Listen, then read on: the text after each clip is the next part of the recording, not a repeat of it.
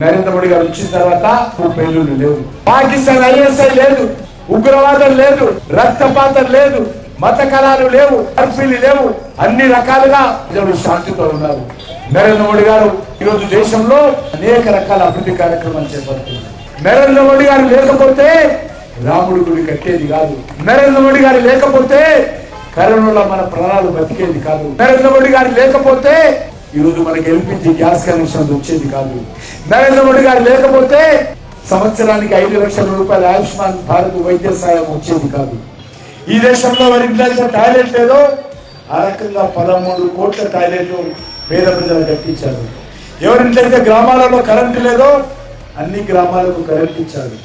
మనమందరం కూడా మరొకసారి ఆశీర్వదించి ఆయన దేశ ప్రధానమంత్రిగా చేయాలని మీ అందరూ కోరుకుంటూ ఈ యొక్క సికింద్రాబాద్ కాన్స్టిట్యుయెన్సీ నుంచి కూడా నన్ను ఆశీర్వదించి కమలం పువ్వు గుర్తు మీద ఓటు వేసి ఆశీర్వదించి గెలిపించాల్సిందిగా, నరేంద్ర మోడీ గారిని ప్రధానమంత్రి చేయాల్సిందిగా మీ అందరినీ కోరుకుంటూ కమలం పువ్వు గుర్తుకే